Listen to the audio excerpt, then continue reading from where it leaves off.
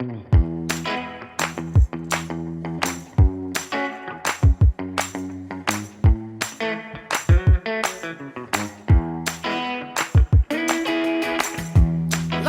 you makes the stars shine brighter. Yeah. One step closer to the halo. Yeah. We are what we yes, we rule our own domain. Yeah. Bring, That's crazy. I've actually never seen one of those in real life. really? That is massive. Let me see This is this. what I walk around with all day long. Whoa, bro. That is a know. wrist workout. Holy shit. My back is just destroyed. And when I put on my flash, I don't have my flash on me here right now, but when I have my flash, it's just insane. But 2 years, every single wedding shot with this lens. I don't even have a 7200 or anything. I mean, it Everything's makes fine. sense, right? But like that Yeah. that's crazy. So Like compare, like this is my little ZVE10. You know what I mean? And here's like my little film camera, right? It's like, it's like half the size of that. I know. Compared to like even like think about like the Fuji Oh, versus yeah. like, you know, little XT4. Mm.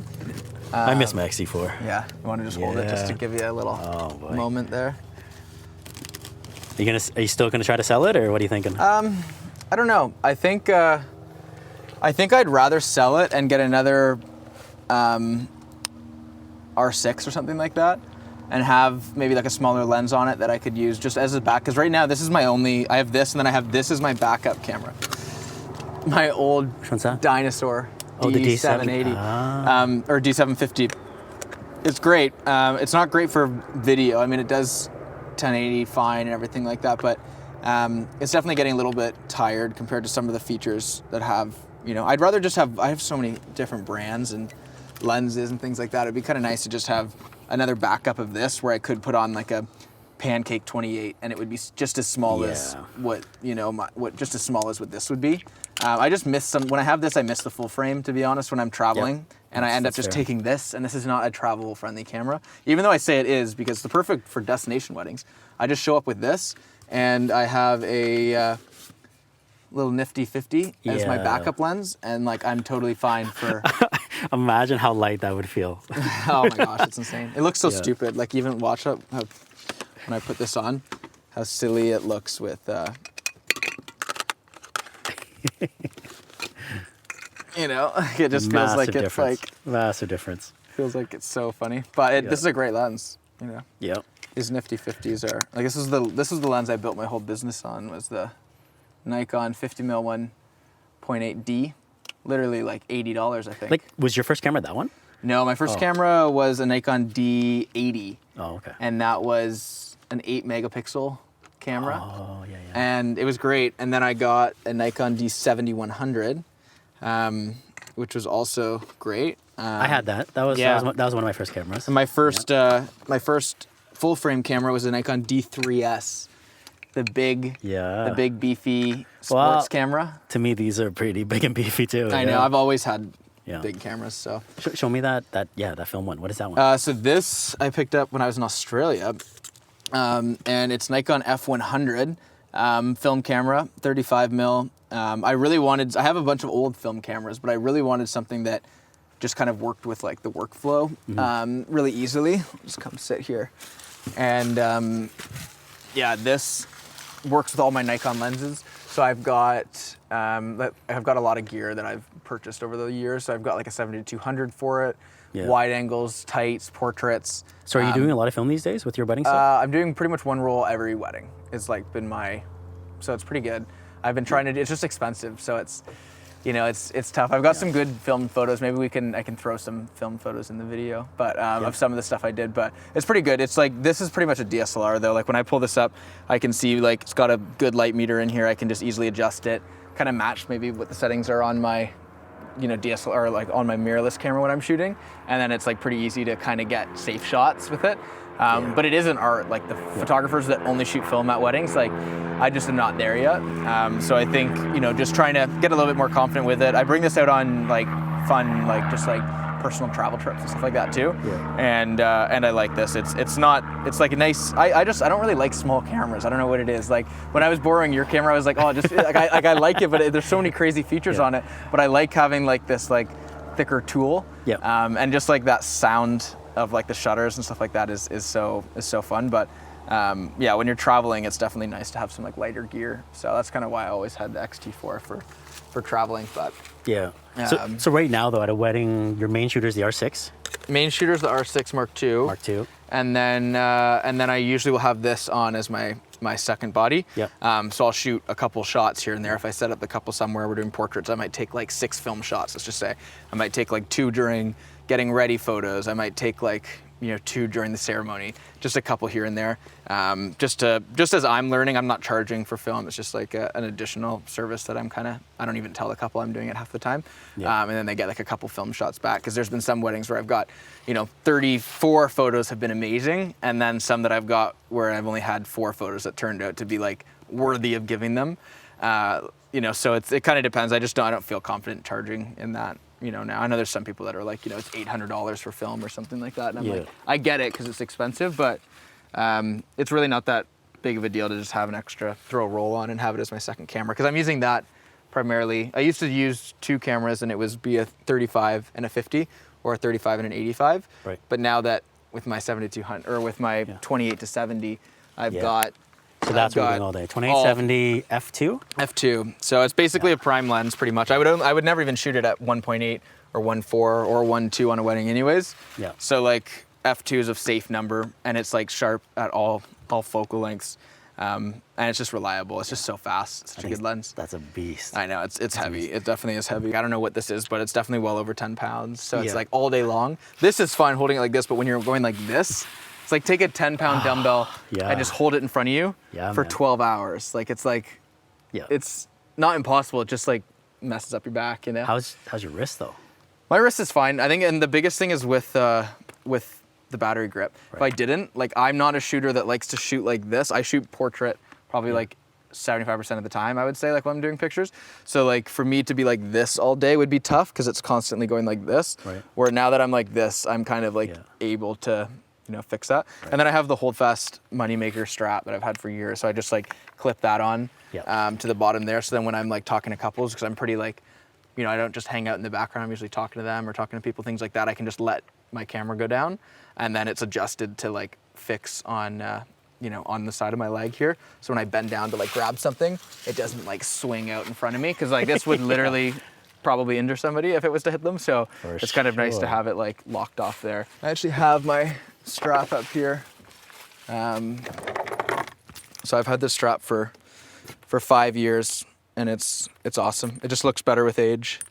It was a lot of money, but worth it. Yeah, they are. They are pretty pricey, eh? Especially in Canada, the duties, I forget what the duties were, but the duties were over like $150 just for the duties, not even including the... Really? Yeah, it was ridiculous. That's when great. when I got it, I was like, yeah, it was not worth it at the time. But now that I've had it for 5 years and it's, saved my back. I know my second shooter always doesn't have the strap on, and I'm always like, I'd be so worried about dropping my camera or whatever, but everyone has their own thing that they do. I just so used to having it on, I notice myself just dropping my camera sometimes, and I'm like, when I don't have a strap on, I'm like worried about like just accidentally forgetting when I'm in the flow and then just like letting go of my camera, because I literally pretty much just like let go of it. Yeah, I always feel they have to have a strap, or like, for example, with the video side, like a hand at least hand something. strap, something where it's tethered, so in case my hands get fatigued or I drop it or slips, there's something that catches it. I need a safety. Something. Well, I have a double safety too, so I've got the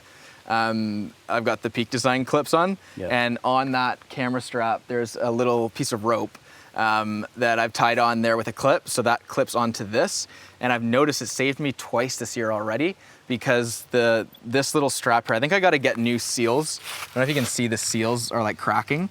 Because like I said, I've had this for 5 years, so I think I need to get new. I've done some shots with a photographer where, that just kind of made its way off. Yeah, you can see it's like cracking. So I think that what happens too is it gets kind of caught up in here, and then I find myself having to like spin it.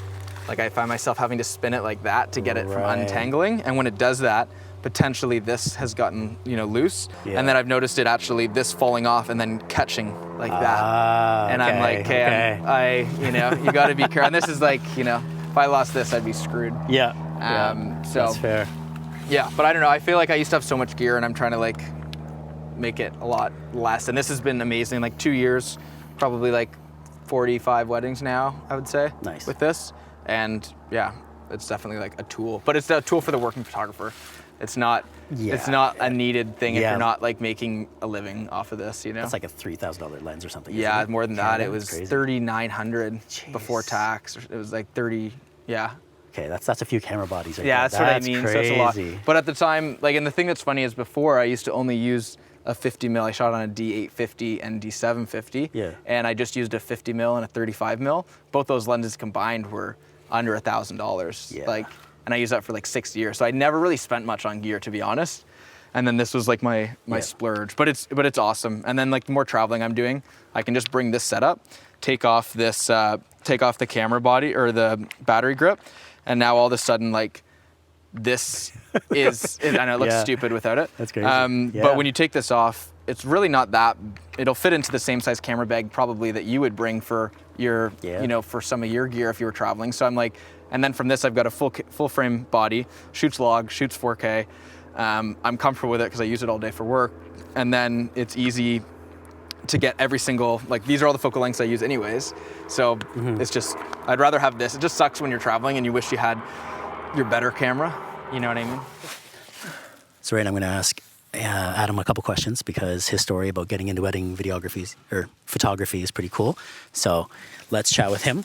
So I myself started late in the game, you know, well into my 30s. But Adam, how old were you did your first wedding? My first wedding as a second photographer, not on my own, was 14. Right? That's 14. crazy. Yeah. Right? Yeah. So how did you even get into it at such a young age? So my dad, when with his job, he had access to cameras. He himself didn't really know much about it, but I kind of would start playing around with them. And I started off first as like I was always kind of nerdy. So I had like, you know, computers, and I was playing around with like Photoshop and things like that. Like, you know, probably from like age 11 to 12, 13, I was really playing a lot with like Photoshop and a little bit of like editing and things like that. And then I started off when I was, I think probably 13 is when I started kind of playing with some of the cameras that my dad had access to from work. And I kind of just started to fall in love with it, and learning how to shoot in manual mode was super rewarding, and like how you could take all these really cool pictures of at that time it was mostly me walking around at the ponds in my like area taking photos of like geese or birds or ducks or things like that. And then he had some like larger telephoto lenses that we were able to, you know, borrow and stuff like that too. So kind of just playing around with that gear was really cool, but it was super expensive. And there was kind of a time limit on how long we were able to use that gear for. So I kind of realized, you know, I do like this a lot and I would like to get my own DSLR. So at that point I had been saving up all my, you know, Christmas money or little things that you'd get as a kid. And I would save up, and I ended up purchasing a D80 from Henry's in London, Ontario, and we used that. I bought that camera, but I didn't have enough to buy the lens yet, so I bought the camera, had the camera for a while, and then ended up purchasing a 50 mil 1.8 D, which I still actually have to this day. I think we were looking at that before, so I still have that lens, and that's pretty much what I built. You know, the start of my career on. At this point, I didn't really know that it was a career. It was kind of just like everyone kind of stumbles across things. You're playing around with it, and it's a lot of fun.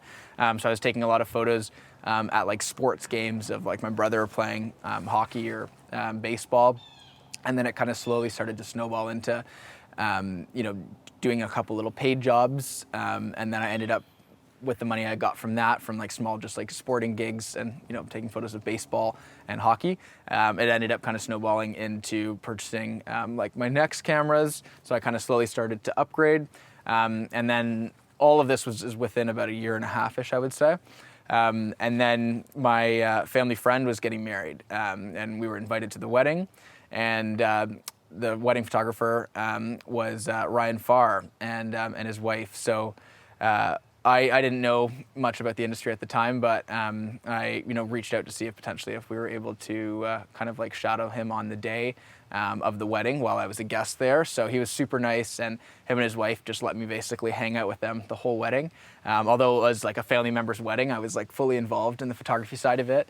And I'll throw a photo up maybe of, because we do have a photo of me lying on the ground trying to take a photo and all this stuff all dressed up in my stuff. But yeah, he is a great guy, and he kind of got me into it by just being super opening and kind of like opening his arms and just showing me all it kind of just gave me a really good, test of what wedding photography was like.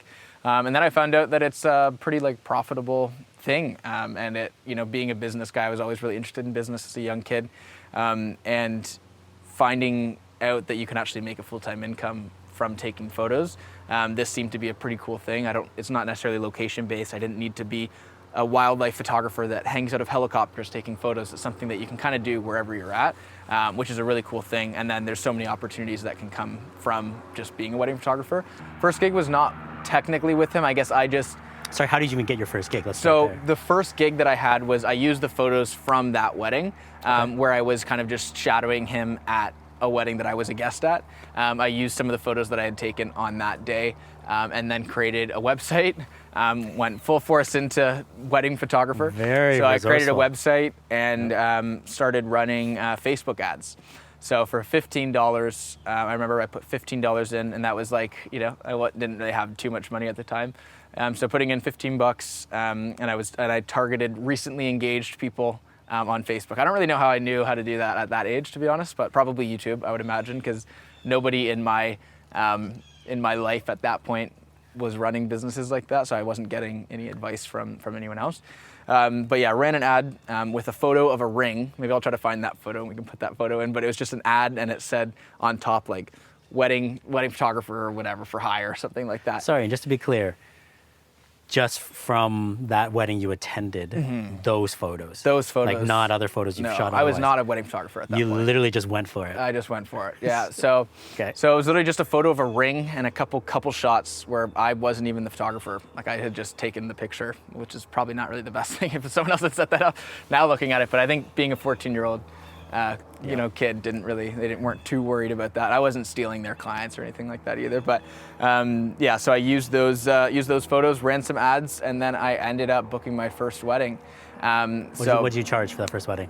First wedding, I can look back in the invoice and see, but I believe it was like $1,400 or $1,500. $1,400. Yeah, That's $1,400 very or good. $1,500. And were they aware that you were brand new? Yeah. Okay, so yeah. you were transparent about that. Yeah. Good. I didn't lie about that. And the first wedding, I actually ended up booking a wedding for like a year and a half because that again with weddings, you're booking them and then you're typically getting that money, a year and a half and later on. So I remember I booked a wedding, and then I ended up booking another wedding when I was in high school through the lunch lady in the cafeteria. Her daughter was getting married, and I've always been a chatty guy, so I was always chatting with the staff and things like that.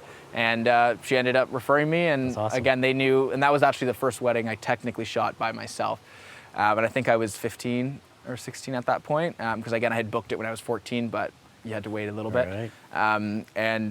How'd it go? And it went really good. Yeah, it was good. In that year and a half, I had a lot of time to be a second shooter. So I started working for a few different photographers. And I think one of the biggest struggles I had when I was first starting out, and this is something that other people can relate with, is finding a photographer that'll let you work for them when you don't have a portfolio to kind of show. So you don't really technically have much value to provide them, and they're not really going to pay you for that. So there's kind of that weird spot where you don't really have a portfolio, but you need to work to get that portfolio. So you kind of have to figure that out. So I ended up kind of shadowing a few photographers, one in my hometown. Just came out for a wedding, took some photos for free, gave her the photos, and then again, I had portfolio. So trying to find a photographer that'll let you keep the work or be able to show that work was super important. And there's a lot that won't, and I totally understand that as well, but it's almost better to take less pay and get work that you can keep or potentially use than trying to get more money and not being able to use that, because at the end of the day, you got a couple extra dollars, but if you had a portfolio, you could have charged maybe thousands for your next job. So kind of makes sense to try to find someone that you can have a good relationship with in that way. But yeah, I started working for a bunch of different photographers, had good and bad experiences where photographers wouldn't pay you. You know, there was one point where I think I was owed like $1,500 or $1,600 worth of second shooting gigs at a couple $100 each, right? Because this photographer just wouldn't pay you. So lots of different experiences working with different photographers, kind of finding out and really trying to figure out how I wanted to run my business. And I knew I didn't want to run it in the way that some other people did. So I think it was really good to second shoot and start off. There's some people that kind of have this ego of not wanting to, you know, work for other people, especially if they have been in business for a while or something like that, or maybe started off in other avenues of photography and then now are starting into weddings and don't necessarily want to second shoot. But you can really slow down like your start if you don't, you know, do that. So I think like it was super beneficial, like for me to kind of do a lot of second shooting. I worked for a few higher end photographers that were doing like, you know, larger budget weddings in downtown Toronto and things like that. And I kind of got to figure out what type of clientele I wanted to work with, what type of like I didn't really want to work with. And kind of got to learn a lot from there. And it was also while I was in, this is me being in high school now at this point, and it was great money on the side, you know, a couple $100 every weekend for one day of work while you're building a business and learning and fine tuning your skill. It seemed like it was awesome. So, way ahead of the curve. Yeah. So that was great. But how did you? Okay, so I agree. I always tell people second shoot first, get the rhythm and the your flow down of how you do weddings. And how did you, in that moment or in that particular time, grow your business initially? Was it referrals? Did you run more ads? What did you do? A lot was ads at the point, I think, because I just didn't have that many weddings. So like referrals were kind of hard to get too many referrals. Obviously, you know, you have two weddings. Like I think I used to shoot like one wedding a year, then two weddings a year, and then it was 6 weddings or things like that, kind of this slow growth. So I would obviously get referrals, and I got quite a lot when I first started out. But that wouldn't fill the book. So I was doing quite a lot of like Facebook ads and marketing through Facebook. And at that point, it's definitely a little bit more expensive now, but it was really easy for me to just go on to Facebook, target recently engaged couples within 6 months. And then anyone who's recently engaged in that area would then see my ad. And it was a very small amount of people. So it didn't really cost much. $15 would go a long way. I remember the most money I ever made from $15 worth of ads, and it was over like $13,000 or $14,000 worth of work from $15 worth of ads, which crazy. isn't really heard of nowadays. That's crazy, kind of hard right? to That's awesome. hard to do that. But again, with higher ticket services like wedding photography, you really only need a couple clients a year to be set up, or at least have an awesome part-time job. So that's awesome. Yeah. So you continued on, and then between kind of, if you look back at that beginning stages to now, and actually, sorry, how old are you now? I'm 24 now. Yeah. So you're still a baby, still young. But you've been doing this for so long, which is crazy. You have 10 years. 10 years. So of this much year, experience. Yeah. Over that, if you're looking back, what would you tell someone new as far as something they should consider? How would they grow their business? Is there any advice you would give your younger self? I feel like the advice I would give my younger self is to kind of do a lot of what I had initially done by just really being proactive and reaching out to people and kind of not having an ego. So one of the things I had done is built a spreadsheet with every wedding photographer in the area. I emailed every single one of them. A lot of them would respond and say, I need you to have at least 5 or 6 weddings. And then again, I would be like, okay, great. And then I would follow up with them when I had 5 or 6 weddings, and then I would work for them. So I think like trying to like stay organized and have like a specific plan. I think that all of the success I've had in my business has all come from having a plan or a goal, and then slowly kind of breaking that down on, it seems like super cliche, but like it really does make a difference. If you don't have a plan, then you'll notice a few years go by and you've done or accomplished really not that much. So I think like having a goal, if that's to shoot one wedding in this specific area, then that's like your goal. Or if it's like, you know, for photographers that are a little bit more established, like doing a destination wedding, like that's like sometimes a big goal for people. But like if you don't actually have that goal and figure out those steps, then it can be like really hard to kind of get there. So I think as a photographer starting out, probably worrying less about gear is a big thing. I think that like nowadays it's so hard to buy a bad camera. All the cameras are so good, and especially with so many amazing cameras that we used to have to pay full price for 5 years ago are now for a couple $100s. Like for example, as I'm sitting here, to this day, being a photographer who is more in the middle to high end market now, I still use a trusty old DSLR as my second backup camera, and I throw a long lens on that, and I use that for for ceremonies and things like that, just because that's the gear that I had. And this is probably like maybe $600 or $700, whereas this whole setup here is probably about $6,500. So, and those photos are still being delivered to clients, and they do not know the difference because there's not much of a difference in the situation. So I think that's there's certain features that are better about other cameras, but you don't need to be so overwhelmed with having the best gear. This camera and a little 50mm $100 lens doesn't look crazy, but I could be a full-time wedding photographer with this setup, and I was for years. So I think, like, you know, people trying to maybe slow down. You don't need everything that you see online. The stuff that was good 5 years ago is probably still fine for now.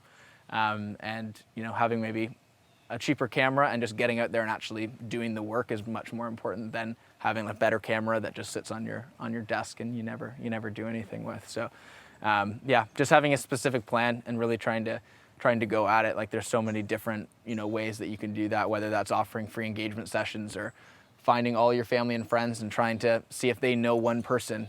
If they're not available, ask them, do they know one person that you could reach out to? And then reaching out to them. If you do that, now you've got like 60 potential people that you could reach out to. And then again, you just kind of go from there, and that's totally free to do, right? So whether it's, if you have family to ask, if you don't, then it can be friends, it can be, you know, workplaces, groups. You know, I've even asked people when I was at a store before, you see a couple and you're like, hey, this isn't weird, I'm a wedding photographer, but like, would you want to do a free session? I feel like you guys could fit this vibe of this, right? So I feel like being a little bit more extroverted has helped me a lot in this industry. And even knowing a lot of introverted photographers, they find themselves being a lot more extroverted when they're in photography mode, whether that's thinking about businesses or thinking about like their business. They can kind of get out of their shell a little bit.